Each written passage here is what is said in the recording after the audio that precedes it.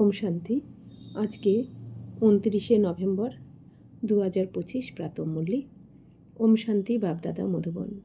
आज मिष्टी मिष्टी बाबा बोलছেন, मीठे बच्चे तुम सच्चे सच्चे राज ऋषि हो। तुम्हारा कर्तव्य है तपस्या करना। तपस्या से ही पूजन लायक बनेंगे। तो बाबा बोलছেন, মিষ্টি বাচ্চারা তোমরা হচ্ছ সত্যিকারের রাজ ঋষি। অর্থাৎ রাজ ঋষি মানে কি? রাজ মানে কর্মেন্দ্রিয়ের রাজা, আমরা আত্মারা রাজা, আর ঋষি মানে পবিত্র, তাই না? তাহলে আমরা পবিত্র রাজা, এই হচ্ছে রাজ ঋষির মানে। তো বাবা বলছেন যে তোমাদের এখন কর্তব্য কি? তার মানে কি? বাবা বলছেন তোমরা এখন পবিত্র রাজা অর্থাৎ রাজ ঋষি।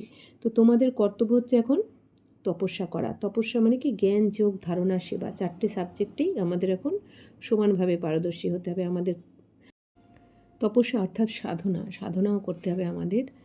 তো বাবা কি বলছেন? যত তোমরা এই তপস্যা করবে, সাধনা করবে, নিজেকে একদম এই রুদ্র গীতা জ্ঞান যোগকে তোমরা নিজেদের সমস্ত ওই জ্ঞান, যোগ, ধারণা, সেবায় চারটে সাবজেক্টের দ্বারা নিজেকে একদম শতপ্রধান বানিয়ে নিতে হবে, তবেই তোমরা পূজনযোগ্য হয়ে যাবে। বাবা বলছেন, প্রশ্ন হচ্ছে कौन सा पुरुषार्थ সদাকালকে লিয়ে পূজনে লায়ক বানা দেতা है?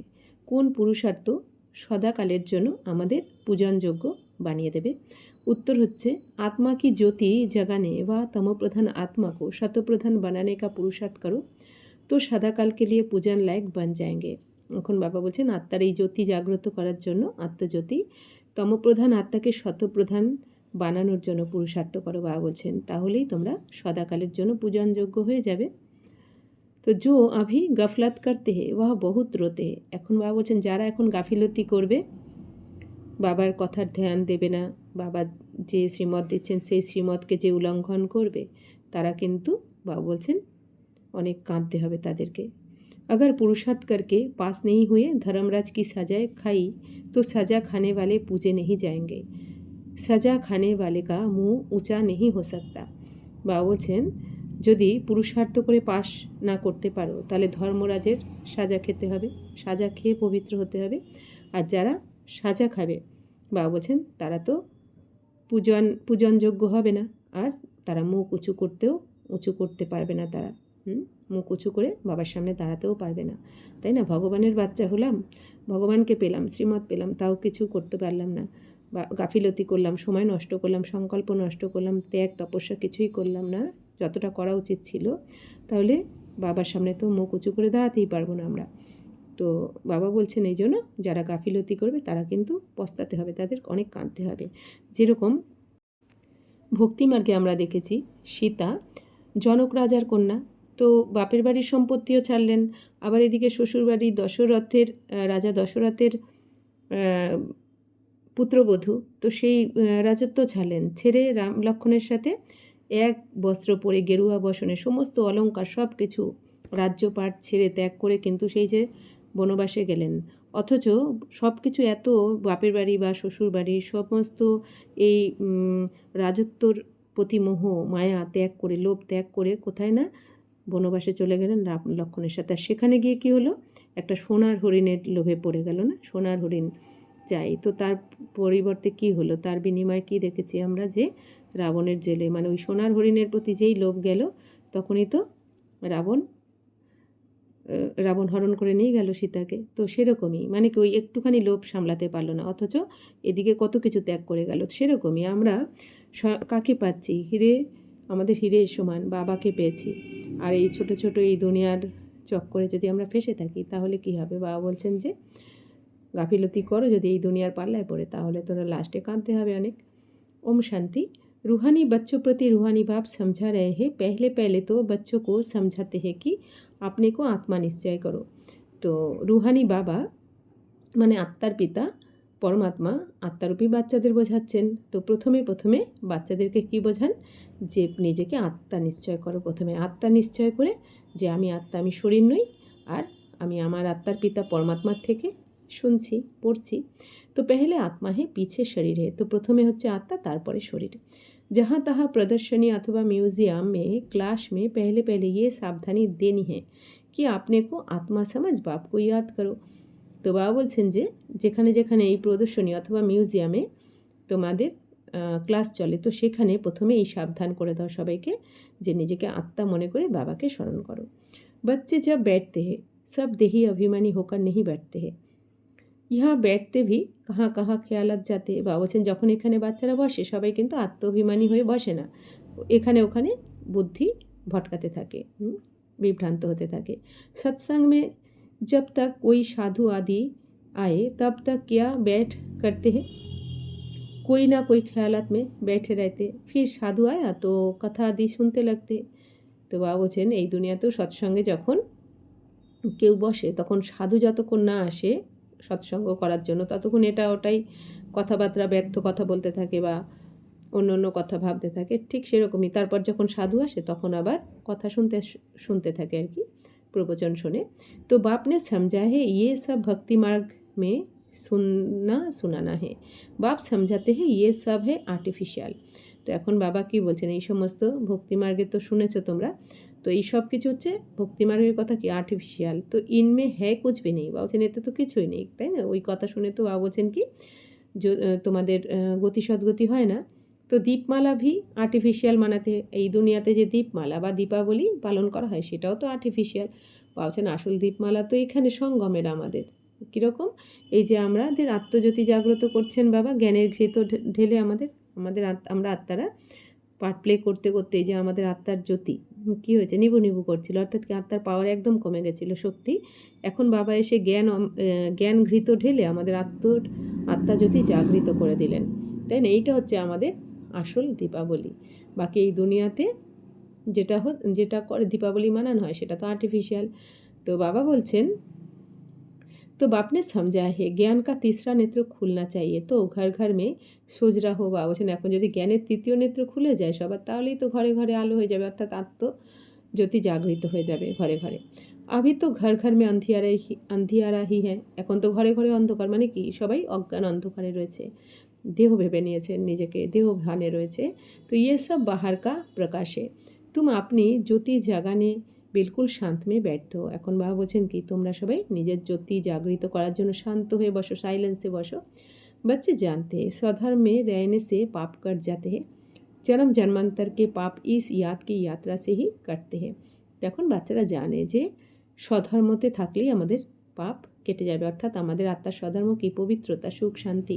তো এই স্বধর্মে যদি আমরা টিকে যাই তখনই আমাদের পাপ ভস্ম হয়ে যাবে, আত্মার জ্যোতি যেটা নিভে গেছিল তাই না আমাদের, সেটা জাগ্রত হয়ে যাবে।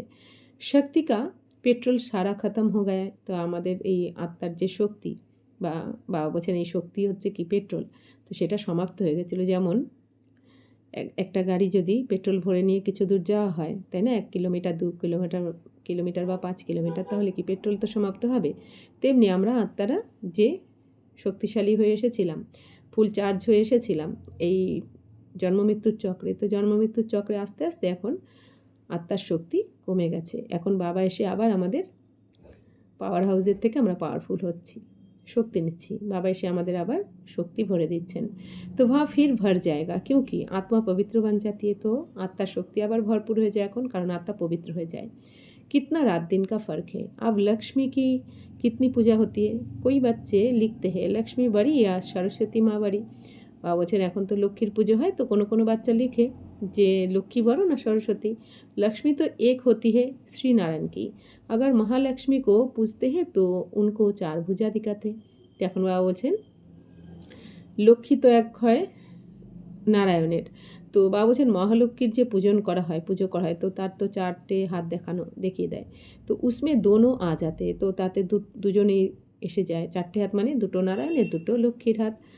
तो वास्तव में उनको लक्ष्मी नारायण की पूजा कहा जाए, तो चतुर्भुज है ना दोनों इकट्ठे, तो वास्तवे এটা লক্ষ্মী নারায়ণের পুজো বলা উচিত, কারণ কি চতুর্ভুজ দেখানো হয়, একসাথে দুজনের হাতই দেখানো হয়, মানে 2টো লক্ষ্মীর হাত 2টো নারায়ণের হাত। परंतु मनुष्य को कुछ भी समझ नहीं है, কিন্তু মানুষ তো কিছু জানে না, এই জন্য মহালক্ষ্মী বলে দেয়। बेहद का बाप कहते हैं कि सभी बेसमझ बन पड़े हैं, लौकिक बाप कभी सारी दुनिया के बच्चों को कहेंगे क्या कि बेसमझ है।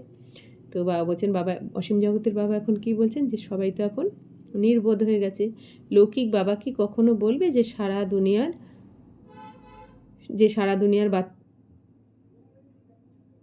হ্যাঁ, বাবা বলছেন লৌকিক বাবা কি বলবে সারা দুনিয়ার বাচ্চাকে যে এরা এখন বেসমাজ হয়ে গেছে, মানে নির্বোধ হয়ে গেছে।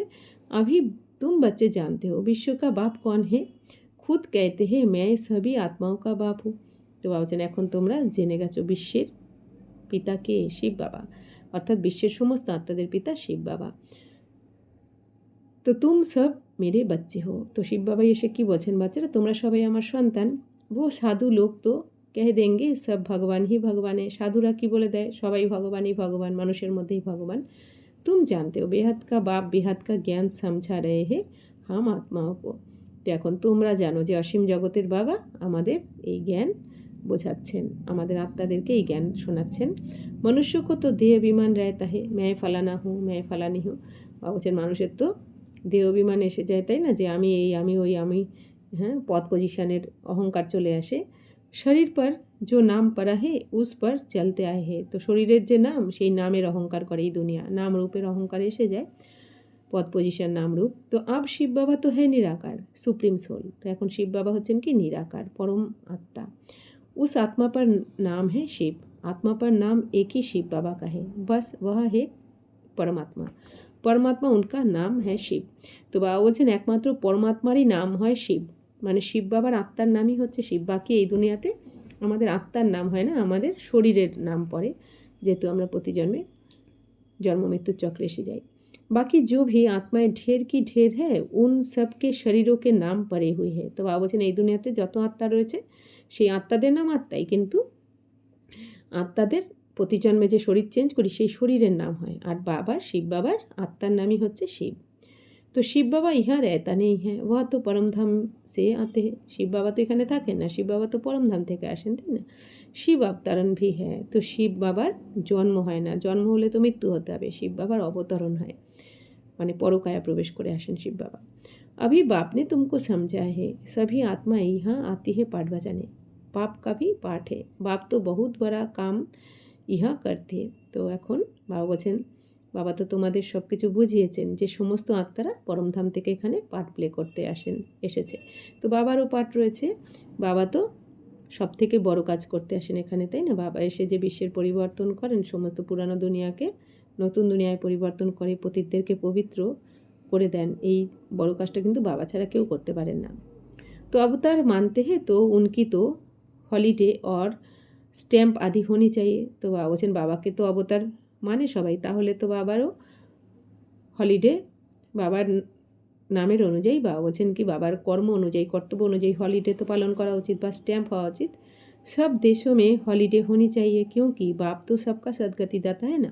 তো বাবা বলছেন বাবা তো সদ্গতি দাতা, সমস্ত আত্মাদের গতি সদ্গতি করে দেন, তো এই জন্য हॉलीडे मानाना उचित। उनका जन्मदिन और चले जाने का दिन डेट आदि का भी पता नहीं पड़ सकता क्योंकि ये तो न्यारा है ना, इसलिए सिर्फ शिवरात्रि कह देते। তো বাবা বলছেন শিব বাবার জন্মদিন আর চলে যাওয়ার দিন, বাবা বলছেন এই ডেট তো কারো জানা নেই, কখন আসেন কখন চলে যান বাবা, এটা কারো জানা নেই, কারণ শিব বাবা তো শরীরে গর্ভে জন্মান না, তাই না। এই জন্য বাবা বলছেন কি বাবা তো নিরাকার, বাবার টাইম মতো সেকেন্ডের মধ্যে প্রবেশ করে আসেন ব্রহ্মা বাবার শরীরে, আবার বাবার টাইম হলে চলে যান, তো এই জন্য শিবরাত্রি বলা হয়। তো ইয়ে ভি তুম বাচ্চে জানতে হো আধা কল্প হ্যাঁ বেহাত কা দিন আধা কল্প হ্যাঁ বেহাত কি রাত। তো এখন তোমরা জেনে গেছো এই অসীম জগতের দিন রাত, অর্থাৎ 2500 বছর দিন আর 2500 বছর রাত, 5000 বছরের মধ্যে, তো এটা তোমরা এখন জানো। रात पूरी होकर फिर दिन होता है उसके बीच में बाप आते हैं, बीच में বাপ আতে। বাবা বলছেন রাত পুরো হয়ে অর্থাৎ 2500 বছর পর আবার দিন শুরু হয়ে যায়, আর ঠিক তার মাঝখানেই বাবা আসেন, অর্থাৎ কলিযুগের অন্ত আর সত্যযুগের শুরু, আদিতে বাবা আসেন। ये तो एक्यूरेट टाइम है। मनुष्य जन्मते हैं तो म्यूनिसिपैलिटी में नोट करते हैं ना, फिर 6 दिन के बाद उसका नाम रखते हैं, उसको कहते हैं नामकरण, कोई छठी कहते, भाषाएं तो बहुत है ना। लक्ष्मी की पूजा करते, आतिशबाजी जलाते हैं। तुम पूछ सकते हो जो लक्ष्मी का त्यौहार आप मनाते हो ये कब तखत पर बैठी। তো বাবা বলছেন যে দেখো মানুষ যে জন্মগ্রহণ করে এই দুনিয়াতে তখন মিউনিসিপ্যালিটি থেকে নোট করানো হয়, তাই না? তারপরে 6 দিন পরে তার নামকরণ করানো হয়। তো কেউ নামকরণ বলে, কেউ আবার ছয় ষষ্ঠীও বলে। তো ভাষা তো নানা রকম রয়েছে। তো লক্ষ্মী পুজো করা হয়। বাবা বলছেন আবার লক্ষ্মী পুজোতে অনেক আতশবাজিও পোড়ানো হয়। তো তোমরা এখন জিজ্ঞাসা করো, বাবা বলছেন যে এই যে লক্ষ্মীর উৎসব পালন করা হয়, লক্ষ্মী পুজো করা হয়, বাবা বলছেন এনারা কবে সিংহাসনে বসেছিলেন এটা জিজ্ঞেস করো। তখত পর बैठने का ही करोनेशन माना थे, उनका जन्म नहीं मानाते। বাবা বলছেন এনারা যে রাজগদিতে বসেছিলেন তার জন্য রাজ্যাভিষেকই পালন করা হয়, এনার জন্মদিন তো পালন করা হয় না। তো লক্ষ্মী কা চিত্র থালি মে রাখ উনসে ধন মাংতে হে, বাস और कुछ नहीं। তো কী করে, লক্ষ্মী ঠাকুরের চিত্র থালাতে রেখে ধন চাইতে থাকে, টাকা পয়সা চাইতে থাকে। मंदिर में जाकर भल कुछ मांगेंगे, परंतु दीपमाला के दिन तो उनसे सिर्फ पैसा मांगेंगे। বাবা বলছেন মন্দিরে গিয়ে হয়তো যাই কিছু চাক না কেন, কিন্তু দীপাবলিতে কী করে, লক্ষ্মীর থেকে কিন্তু শুধু ধনই চাইতে থাকে। पैसा देती थोड़ी है, বাবা বলছেন টাকা পয়সা কি থোড়ি দেয়। তো জैसी जैसी ভাবনা है, বাবা বলছেন এটা যার যেরকম ভাবনা আর কি, বাকি পয়সা কি থোড়ি দেয় লক্ষ্মী। तो अगर कोई सच्ची भावना से पूजा करते तो अल्पकाल के लिए धन मिल सकते। বাবা বলছেন যদি কেউ সত্যিকারের ভাবনা নিয়ে পুজো করে তাহলে অল্প সময়ের জন্য ধন পেয়ে যায়। কিন্তু বাবা বলছেন যে এই লক্ষ্মীর থেকে কি থোড়ি ধন পাওয়া যায়, সেই ভাবনাও কে পূর্ণ করে, শিববাবাই পূর্ণ করে। তো হ্যাঁ হি অল্পকাল কা সুখ, তো কাহা তো স্থায়ী সুখ ভি হোগা না। তো বাবা বলছেন এই দুনিয়াতে তো অল্পকালের সুখ, তো কোথাও তো স্থায়ী সুখও নিশ্চয়ই থাকবে। তো সেটা কোথায়, স্বর্গে। স্বর্গ কা তো উনোকো পাতা হি নেই হ্যাঁ, তো স্বর্গের তো কেউ সম্বন্ধে কেউ জানেই না, যে স্থায়ী সুখ তো স্বর্গে পাওয়া যায়। ইহা স্বর্গ কি ভেট মে কই খাড়া হো নেই সাকতা। বাবা বলছেন স্বর্গের কাছে তো এই দুনিয়ার কোনো কিছু টিকতেই পারে না, তাই না? কোথায় স্বর্গ আর কোথায় নরক। तुम जानते हो आधा कल्प है ज्ञान, आधा कल्प है भक्ति, फिर होता है বৈরাগ। তো এখন বাবা বলছেন তোমরা জেনে গেছো যে অর্ধেক 2500 বছর জ্ঞান, 2500 বছর ভক্তি, আর তারপরে কি এখন হচ্ছে বৈরাগ্য। তো আধা কল্প জ্ঞান মানে সত্যতেতাতে আমরা জ্ঞানের প্রালব্ধটা ভোগ করি, এই জন্য সত্যতেতাকে বলা হয় জ্ঞান, আর দাপর কলিকে বলা হয় ভক্তি, আর এখন সঙ্গমের সময়কে কী বলা হয়, বৈরাগ্য। অর্থাৎ এখন আমাদের ভক্তি থেকে বৈরাগ্য এসে যায়। समझाया जाता है ये पुरानी छिछी दुनिया है, इसलिए फिर नई दुनिया जरूर चाहिए। তো বাবা বলছেন এটা তো বোঝানো হয় এখন যে এই পুরানো দুনিয়া তো কি ছিছি দুনিয়া, এখন নতুন দুনিয়া তো অবশ্যই চাই, তাই না? এই দুনিয়া তো এখন থাকার যোগ্য নয়। তো নেই দুনিয়া বৈকুণ্ঠ কো कहते हैं, उसको হেভেন প্যারাডাইজ কাহা जाता है। তো নতুন দুনিয়া কাকে বলা হয়, বৈকুণ্ঠকে, মানে স্বর্গ বা প্যারাডাইজ। তো ইস ড্রামা মে পাঠধারী ভি অবিনাশী है, তো এই ড্রামাতে পাঠধারী অর্থাৎ আমরা আত্মারা অবিনাশী, শরীর বিনাশী হয়ে যায়। तुम बच्चों को मालूम पड़ा है कि हम आत्मा पाठ कैसे बजाती है। बाबा ने समझाया है किसको भी प्रदर्शनी आदि दिखाना है तो पहले पहले ये एम ऑब्जेक्ट समझनी है। তো বাবা বলছেন তোমরা বাচ্চারা এখন জেনেছো যে আমরা আত্মারা কীভাবে পাঠ প্লে করি, পরমধাম থেকে নেবে 84 জন্মের পাঠ কীভাবে আমরা প্লে করি আত্মার মধ্যে। প্রত্যেক আত্মার মধ্যে 84 জন্মের পাঠ রেকর্ড করা রয়েছে, তাই না? 5000 বছরের পাঠ প্রত্যেক আত্মার মধ্যেই রেকর্ড করা রয়েছে, যে কে কখন আসবে, কবে কোন পার্ট প্লে করবে, কোন যুগে এসে, সব কিছু নির্ধারণ করাই রয়েছে। তো বাবা বলছেন এখন বাবা বুঝিয়েছেন যে কোনো প্রদর্শনী আদিতে বাবা বলছেন তোমরা প্রথমে তোমাদের লক্ষ্যকে বোঝাও আগে। আমাদের লক্ষ্য কি, মানুষ থেকে দেবী দেবতা হওয়া, নর থেকে নারায়ণ, নারী থেকে লক্ষ্মী। তো এটা বাবা বলছেন আগে বোঝাও। সেকেন্ড মে জীবন মুক্তি कैसे मिलती है, जन्म मरण में तो जरूर आना ही है। তো সেকেন্ডে কীভাবে জীবন মুক্তি পাওয়া যায়, আর জন্ম মৃত্যুর চক্রে তো অবশ্যই আসতে হবে। তো এই সব কিছু বাবা বলছেন বোঝাও। তুম সিঁড়ি পর বহুত अच्छी रीति समझा सकते हो। তো এখন বাবা কী বলছেন, সিঁড়ি চিত্রের ওপরেও তোমরা খুব ভালো বোঝাতে পারো, অর্থাৎ ভারতের কীভাবে উত্থান পতন হয়, 84 জন্মের এই চক্রকে তোমরা বাবা বলছেন ভালো করে বোঝাতে পারো সবাইকে। রাবণ রাজ্যে में ही भक्ति शुरू होती है, सतयुग में भक्ति का नाम निशान नहीं होता। তো ভাবছেন রাবণ রাজ্যতে তো ভক্তি শুরু হয় মানে দাপর থেকে, আর সত্যযুগে তো ভক্তির নাম নিশানাও থাকবে না। সত্যযুগে তো আমরাই দেবী দেবতা রূপে থাকবো, চৈতন্য রূপে, তো কেউ ওখানে তো কোনো ভক্তি করবে না, পুজো পাঠ কিছুই করবে না, গুরুও করবে না। তো জ্ঞান और भक्ति दोनों अलग अलग है ना। তো বাবা এখন কি বলছেন, জ্ঞান আর ভক্তি তো আলাদা। अभी तुमको इस पुरानी दुनिया से वैराग है। এখন বাবা বলছেন জ্ঞান আর ভক্তি হচ্ছে আলাদা, অর্থাৎ জ্ঞান হচ্ছে বিবেকযুক্ত শ্রদ্ধা, আর ভক্তি হচ্ছে অন্ধশ্রদ্ধা। জ্ঞান হচ্ছে রুহানি বা আত্মার, আর ভক্তি হচ্ছে শরীরের বা জিসমানি। তো জ্ঞান হচ্ছে কি চর্তিকলায়, জ্ঞানের দ্বারা আমরা চর্তিকলাতে আসি, আর ভক্তি করতে করতে কী হয়, আমরা উতর্তিকলায় অর্থাৎ নিচেই নামি। তো জ্ঞান হচ্ছে কি সঙ্গমে, আর দাপরকলি হচ্ছে ভক্তি।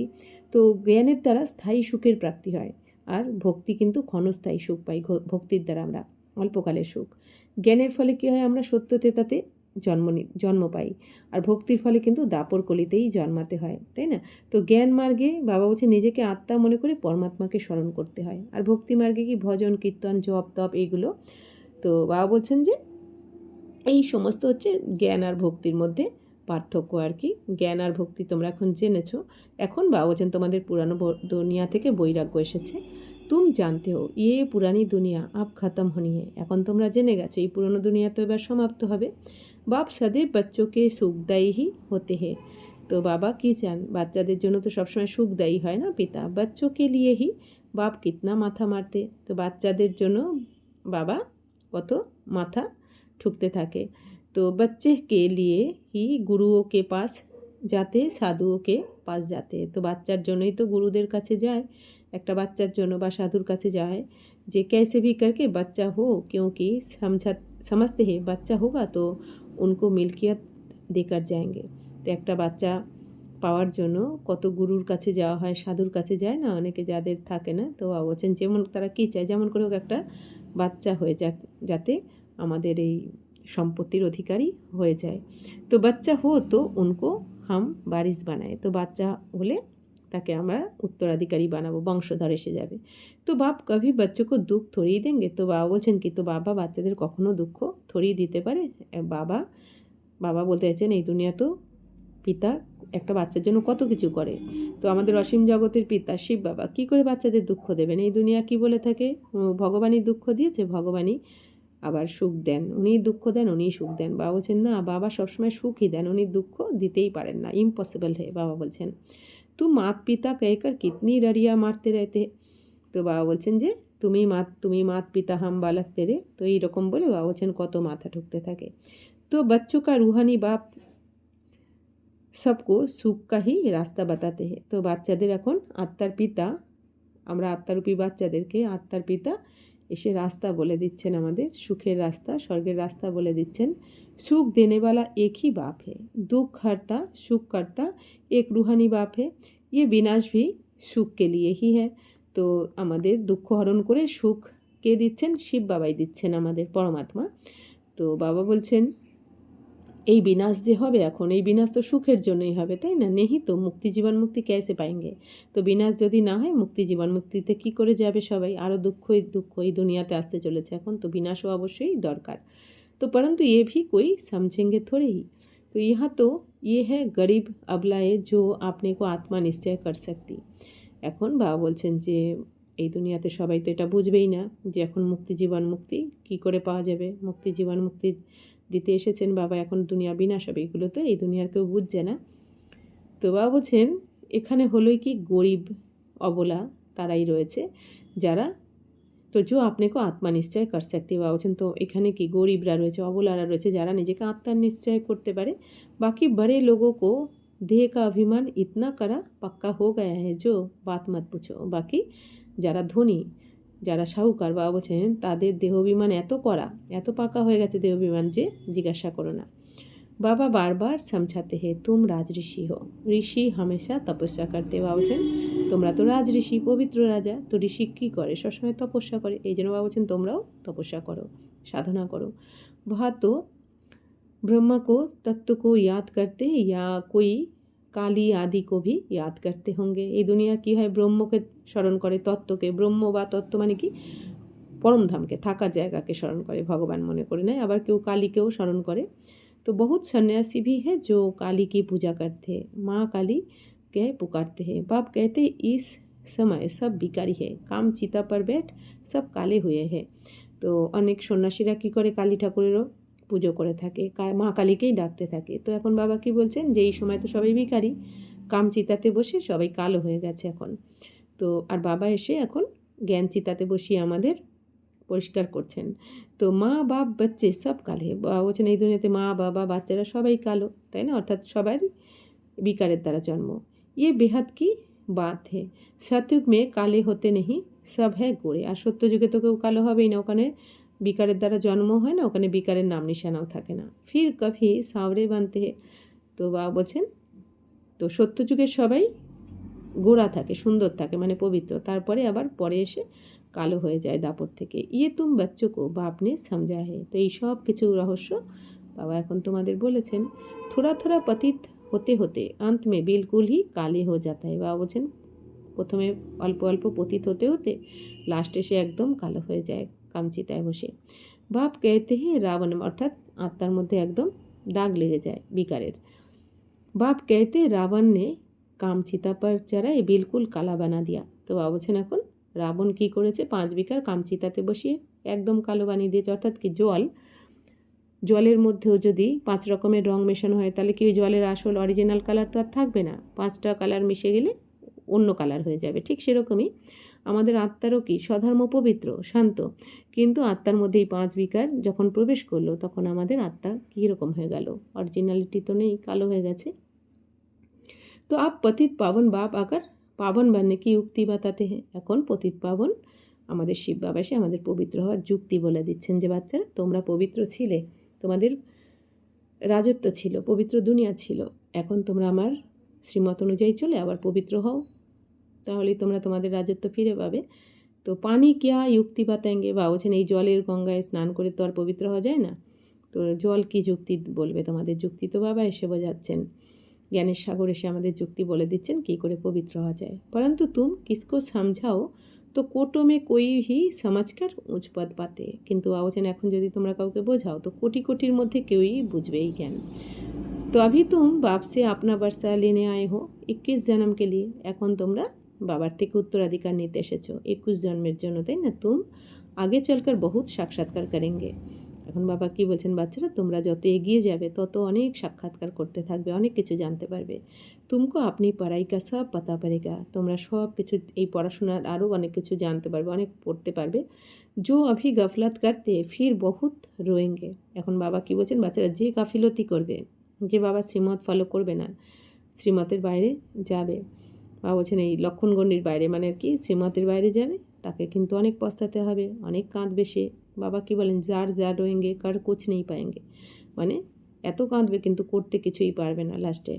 সাজায় ভি তো বহুত হতি হ্যাঁ না। তো বাবা বলছেন সাজাও অনেক পেতে হবে। ফির পদ ভি ভ্রষ্ট হয়ে যাতা है, মুখ উঁচা কর নেই সকেঙ্গে। তো বাবা বলছেন তারপরে পদও ভ্রষ্ট হয়ে যাবে, সাজাও খাবে আবার পদও ভ্রষ্ট হয়ে যাবে, মুখ উঁচু করে তাকাতেই বাবার দিকে তাকাতেই পারবে না। এই জন্য বাবা কি বলছেন, মিঠে মিঠে बच्चो पुरुषार्थ कर पास हो जाओ, जो कुछ भी सजा नहीं खानी पड़े तब पूजन लायक भी बनेंगे। যে বাবা এখন কী বলছেন, মিষ্টি মিষ্টি বাচ্চার পুরুষার্থ করে পাশ করে যাও তোমরা, যাতে কোনো সাজা খেতে না হয় আর পূজনযোগ্য হয়ে যাও। সাজা খাই তো ফির থোড়েই পুছে যায়গে। বাবা বলছেন সাজা খেলে তো আর তোমাকে আর যোগ্যই হলে না, তাই না। এখন আত্মা কি যত ত্যাগ করবে তত কিন্তু আত্মা যোগ্য হয়ে যাবে, ত্যাগ তপস্যার দ্বারাই কিন্তু আত্মা যোগ্য হয়ে যাবে। तो तुम बच्चों को पुरुषार्थ बहुत करना चाहिए, अपनी आत्मा की ज्योति जगानी है। अभी आत्मा तमोप्रधान बनी है, उनको ही সত্যপ্রধান বানানা হে। এখন আত্মা তো তমপ্রধান হয়ে গেছে, কালো হয়ে গেছে, এখন এত বিকারের দাগ লেগে গেছে, তো এখন আত্মাকে সত্যপ্রধান হতে হবে, মানে সম্পূর্ণ পবিত্র। তো আত্মা হে হি বিন্দি এক সিতারা হে। তো আত্মাকে কেমন দেখতে, একটা বিন্দু স্বরূপ, একটা তারার মতো উজ্জ্বল নক্ষত্র। তো উনকা और कोई नाम रख नहीं सकते। तो आत्मा तो और कोनो नाम होते पारे ना। बच्चों को समझाया है, उनका साक्षात्कार हुआ है।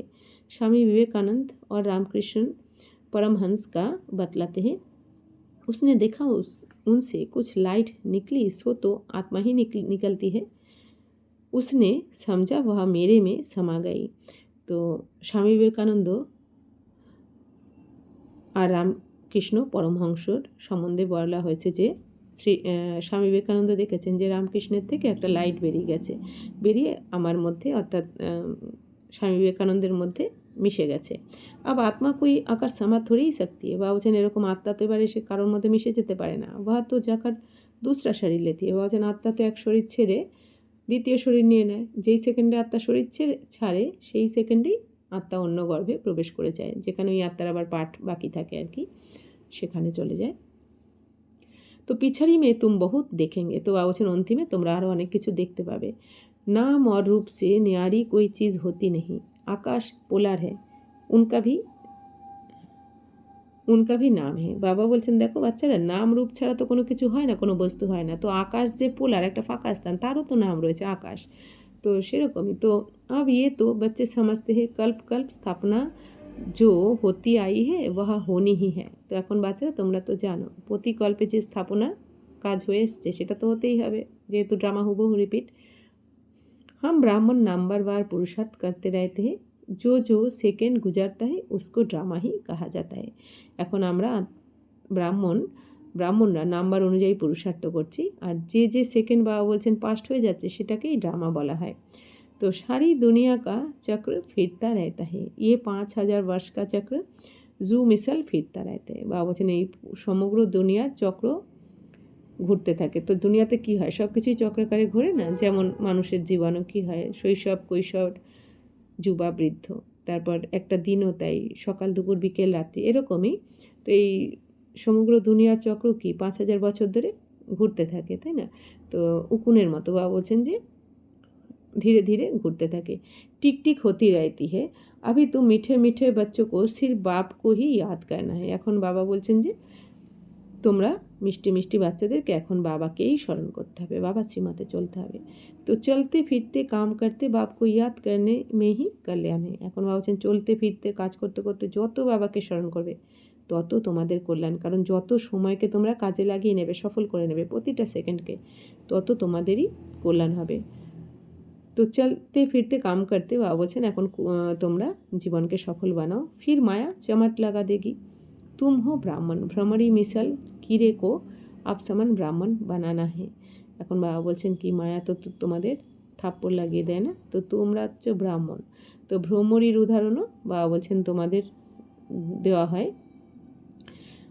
তো বাবা বলছেন এই যে ভ্রমরী মিশাল যে কীট রয়েছে তাদেরকে এখন তোমাদের সমান মানে ব্রাহ্মণ বানাতে হবে। বা ভ্রমরী কা তো এক দৃষ্টান্তে তুম হো সচ্চে সচ্চে ব্রাহ্মণ। বাবা বলছেন ভ্রমরীরও একটা দৃষ্টান্ত রয়েছে, আর তোমরা তো হচ্ছে সত্যিকারের ব্রাহ্মণ। মানে কি, ভ্রমরীর দৃষ্টান্ত রয়েছে যে ভ্রমরী কী করে, ভ্রমরী যেখানে গিয়ে ডিম পাড়ে নোংরা জায়গায়, সেখানে অন্যান্য মশা পোকামাকড়রাও কিন্তু ডিম পাড়ে। এবার যখন ওই ডিমটা ফুটে লার্ভা বের হয়, তখন ভ্রমরী আর মশা বা কীটপতঙ্গেরও ডিম ফুটে একই জায়গাতে লার্ভাটা যখন বের হয়, এবার ভ্রমরী গিয়ে তো চিনতে পারে না কোনটা আমার ডিম আর কি। তখন ভ্রমরী নিজের যে ডিমটা ফেটে যে লার্ভা বের হয়েছে, তো সেইগুলোর সাথে সাথে ওই মশা বা পোকামাকড়েরও লার্ভাগুলো নিয়ে আসে নিজের ঘরে। এবার ভ্রমরীর যেটা নিজের বাচ্চা সেটা তো জীবিত থেকে যায়, যেটা অন্য কীটপতঙ্গের বা মশার যেটা লার্ভা সেটা কি হয়, মরে যায়। তো সেরকমই বাবা কি বলছেন, তো তোমরা হচ্ছে ব্রাহ্মণ, তো আমরাও এখন এই দুনিয়াতে জানতে তো পারি না কারা দেবী দেবতা কুলের, তো আমরা সবাইকে গিয়েই জ্ঞানের ভূ ভূ করতে থাকি, তাই না? সবাইকেই আমরা বাবার পরিচয়টা দিই, কিন্তু যারা দেবী দেবতা কুলের তারা থেকে যায়, আর যারা দেবী দেবতা কুলের নয় তারা ছেড়ে চলে যায়। বা এই জন্য বাবা বলছেন তোমাদেরই উদাহরণ। তো তুমি সচ্চে সচ্চে ব্রাহ্মণ, অর্থাৎ বাবা বলছেন তোমরাই সত্যিকারের মুখবংশাবলী ব্রাহ্মণ। तो ब्राह्मणों को ही फिर देवता बनना है, इसलिए तुम्हारा ये है पुरुषोत्तम बनने के लिए संगम युग। তো ব্রাহ্মণদেরই তো আবার দেবী দেবতা হয়, শূদ্ররা তো দেবী দেবতা হতে পারে না।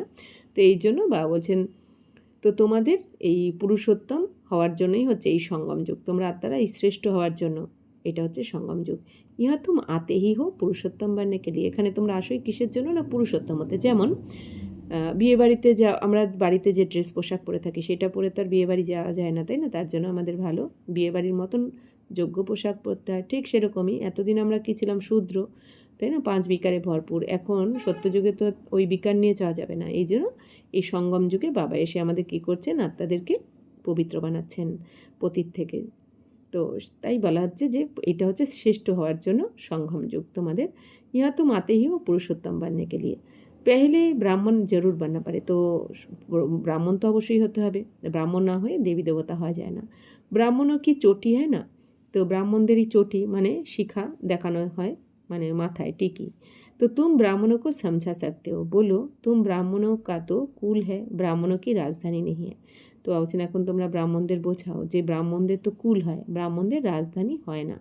কেন? কারণ রাজধানী মানে কি, রাজধানীতে কি হয়, যে রাজা হয়, তার ছেলে আবার ভবিষ্যতে রাজা হয়, কিন্তু ব্রাহ্মণদের, আমরা যে ব্রাহ্মণ হয়েছি আমাদের সন্তানরাও যে ব্রাহ্মণ হবে তা তো নয়, তাই না? এই জন্য ব্রাহ্মণদের কুল হয়, রাজধানী না।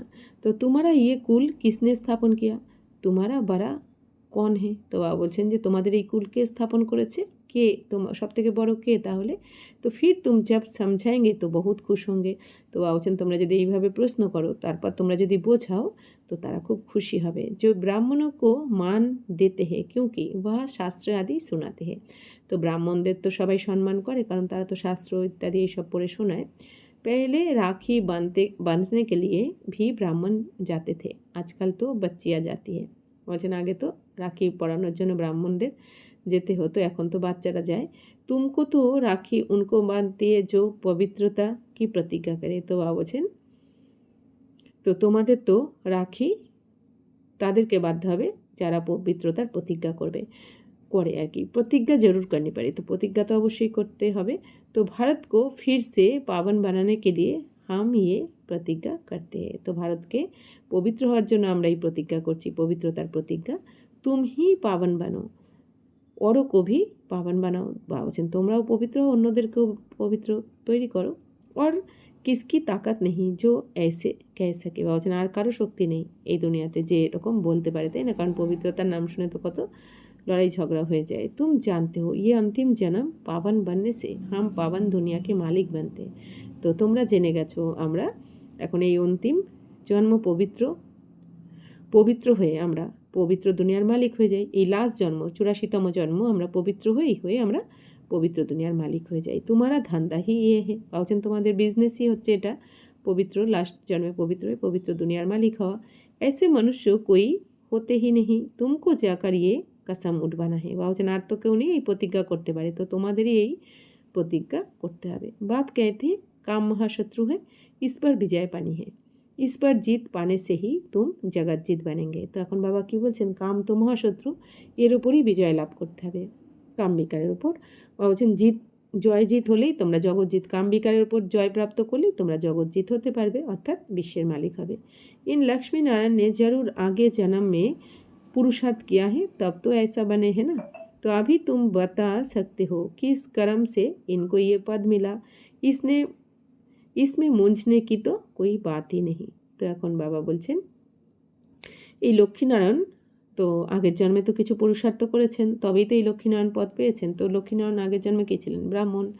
তো লক্ষ্মীনারায়ণ আগের জন্মে ব্রাহ্মণ হয়ে শিব বাবার কাছে পুরুষার্থ করে পবিত্র হয়ে তবেই তো লক্ষ্মীনারায়ণ পদ পেয়েছেন। তো এখন বাবা বলছেন তোমরা বোঝাতে পারো যে কোন কর্মের দ্বারা এই লক্ষ্মীনারায়ণ এই পদটা পেয়েছেন, যেটা এই দুনিয়ার কেউ জানে না। কিন্তু বাবা বলছেন তোমরা তো জানো, এখানে বিভ্রান্ত হওয়ার কোনো কিছু নেই।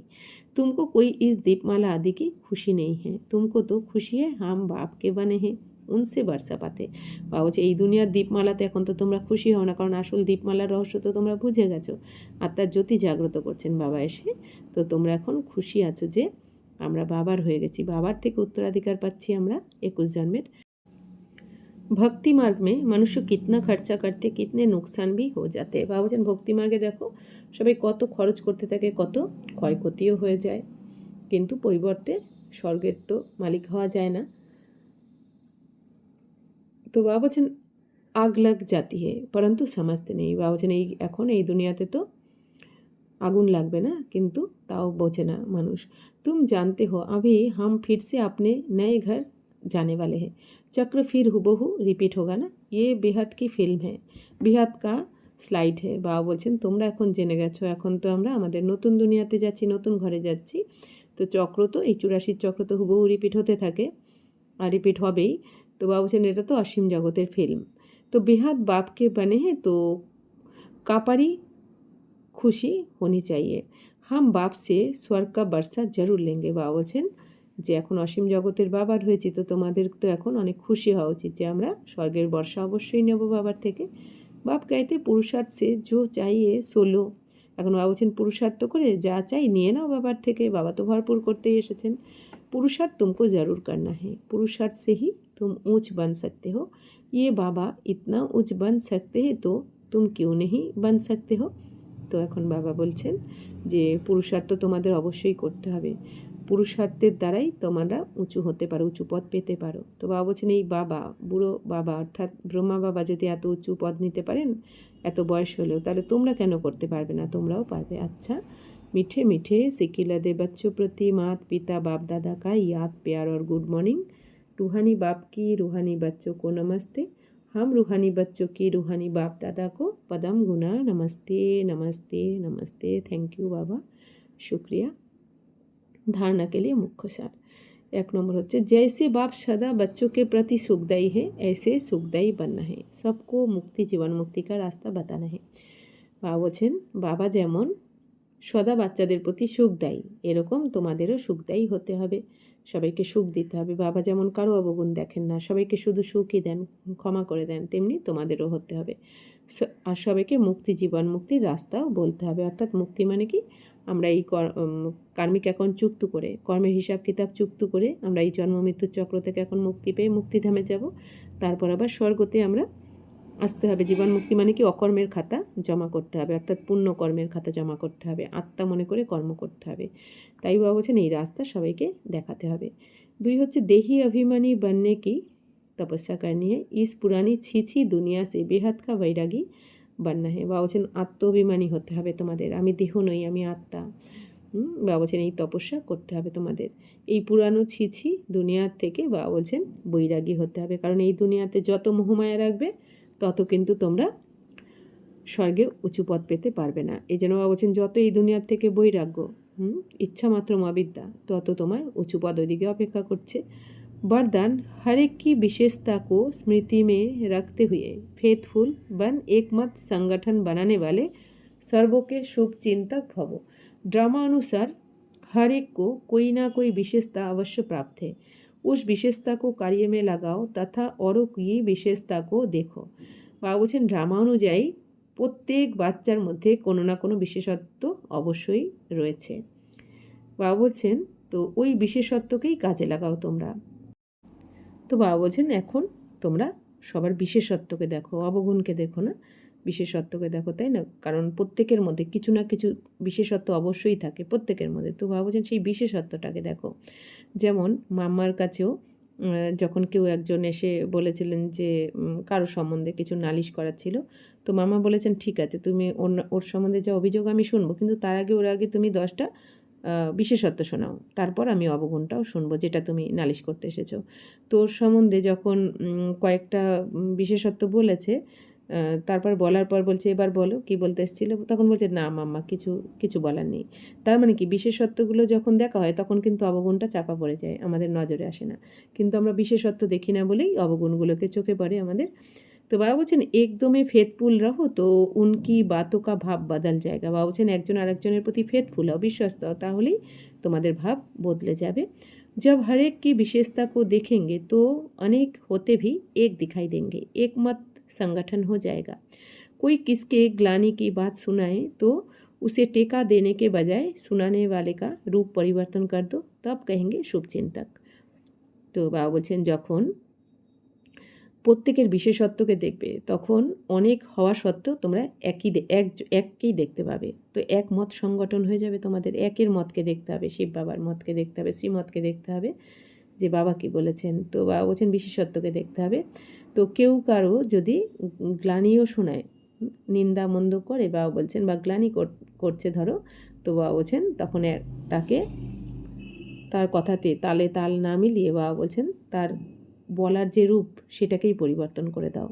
বাবা বলছেন তবেই তোমাকে বলা হবে শুভচিন্তক। অর্থাৎ ওইটা শোনার জন্য বা শোনানোর জন্য আমরা যাতে আগ্রহ না রাখি, বরঞ্চ বাবা বলছেন ওই রূপটাকেই পরিবর্তন করে দাও, বলার কিছু জ্ঞানের কথা শুনিয়ে দাও, তার গুণের বর্ণনা করে দাও, তাহলেই তোমাকে শুভচিন্তক বলা হবে। স্লোগান শ্রেষ্ঠ সংকল্প কা খাজানা হি শ্রেষ্ঠ প্রারব্ধ বা ব্রাহ্মণ জীবন কা আধারে। বাবা বলছেন শ্রেষ্ঠ সংকল্পের খাজানাই হচ্ছে তোমাদের শ্রেষ্ঠ প্রারব্ধ বা ব্রাহ্মণ জীবনের আধার। বাবা বলছেন ব্রাহ্মণ জীবন অর্থাৎ খুশির জীবন।